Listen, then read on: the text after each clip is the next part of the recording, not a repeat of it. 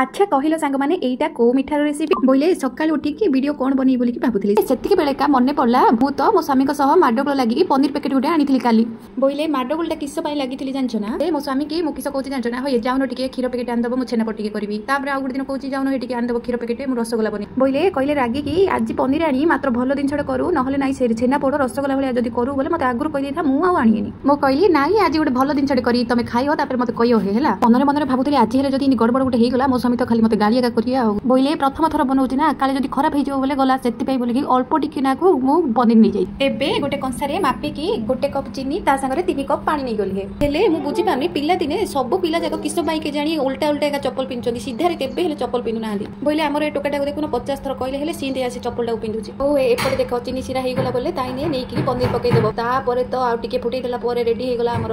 छेना मुड़की आ रेसिपीटा जब गड़बड़ हो जाए बोले कमेंट कह आज्ञा मो किचन स्टार ना मत सब किसी पलि आस भूल भाल क्षमा करदे। रोचे नमस्कार, जय जगन्नाथ।